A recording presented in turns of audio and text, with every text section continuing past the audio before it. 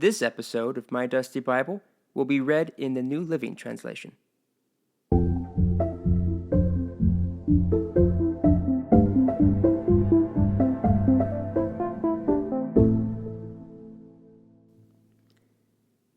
The Lord gave this message to Jonah, son of Amittai. Get up and go to the great city of Nineveh. Announce my judgment against it, because I have seen how wicked its people are. But Jonah got up and went in the opposite direction to get away from the Lord. He went down to the port of Joppa, where he found a ship leaving for Tarshish. He bought a ticket, he went on board, hoping to escape from the Lord by sailing to Tarshish. But the Lord hurled a powerful wind over the sea, causing a violent storm that threatened to break the ship apart.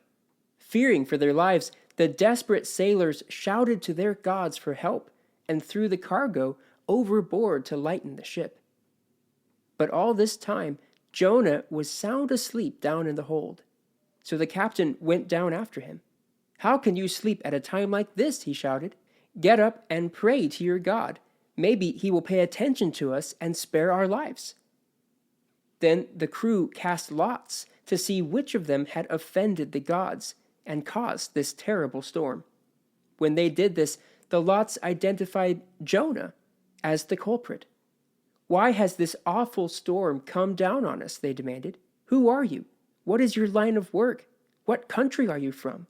What is your nationality?" Jonah answered, "I am a Hebrew, and I worship the Lord, the God of heaven, who made the sea and the land." The sailors were terrified when they heard this, for he had already told them he was running away from the Lord. "Oh, why did you do it?" they groaned. And since the storm was getting worse all the time, they asked him, "What should we do to you to stop this storm?" "Throw me into the sea," Jonah said, "and it will become calm again. I know that this terrible storm is all my fault." Instead, the sailors rowed even harder to get the ship to land. But the stormy sea was too violent for them, and they couldn't make it. Then they cried out to the Lord, Jonah's God. "O Lord," they pleaded, "don't make us die for this man's sin, and don't hold us responsible for his death. O Lord, you have sent this storm upon him for your own good reasons." Then the sailors picked Jonah up and threw him into the raging sea, and the storm stopped at once. The sailors were awestruck by the Lord's great power, and they offered him a sacrifice and vowed to serve him. Now the Lord had arranged for a great fish to swallow Jonah, and Jonah was inside this fish for 3 days and 3 nights. Then Jonah prayed to the Lord his God from inside the fish. He said, "I cried out to the Lord in my great trouble, and he answered me. I called to you from the land of the dead, and Lord, you heard me. You threw me into the ocean depths, and I sank down to the heart of the sea. The mighty waters engulfed me. I was buried beneath your wild and stormy waves. Then I said, O Lord, you have driven me from your presence. Yet I will look once more towards your holy temple. I sank beneath the waves, and the waters closed around me. Seaweed wrapped itself around my head. I sank down to the very roots of the mountains. I was imprisoned in the earth, whose gates locked shut forever. But you, O Lord my God, snatched me from the jaws of death. As my life was slipping away, I remembered the Lord. And my earnest prayer went out to you in your holy temple. Those who worship false gods turn their backs on all God's mercies. But I will offer sacrifices to you with songs of praise, and I will fulfill all my vows.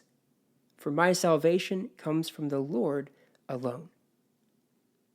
Then the Lord ordered the fish to spit Jonah out onto the beach. Then the Lord spoke to Jonah a second time. Get up and go to the great city of Nineveh, and deliver the message I have given you. This time, Jonah obeyed the Lord's command and went to Nineveh, a city so large that it took 3 days to see it all. On the day Jonah entered the city, he shouted to the crowds, 40 days from now, Nineveh will be destroyed. The people of Nineveh believed God's message, and from the greatest to the least, they declared a fast and put on burlap to show their sorrow. When the king of Nineveh heard what Jonah was saying, he stepped down from his throne and took off his royal robes. He dressed himself in burlap and sat on a heap of ashes.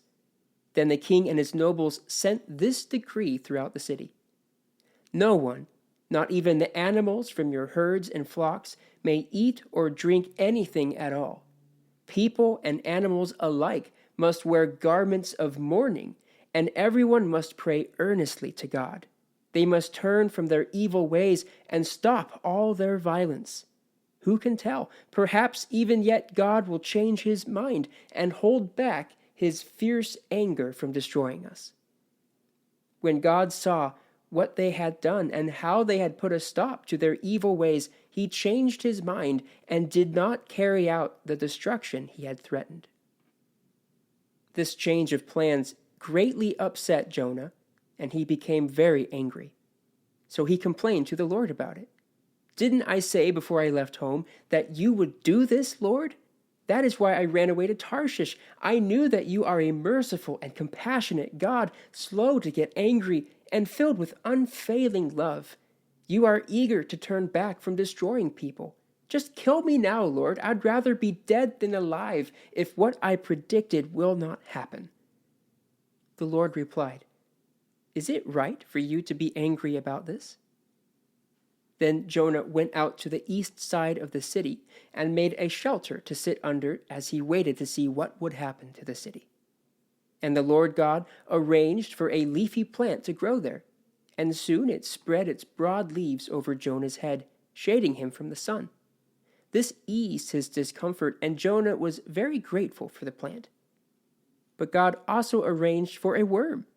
The next day at dawn, the worm ate through the stem of the plant so that it withered away. And as the sun grew hot, God arranged for a scorching east wind to blow on Jonah. The sun beat down on his head until he grew faint and wished to die. "Death is certainly better than living like this," he exclaimed. Then God said to Jonah, "Is it right for you to be angry because the plant died?" "Yes," Jonah retorted, "even angry enough to die." Then the Lord said, "You feel sorry about the plant, though you did nothing to put it there. It came quickly and died quickly. But Nineveh has more than 120,000 people living in spiritual darkness, not to mention all the animals. Shouldn't I feel sorry for such a great city?"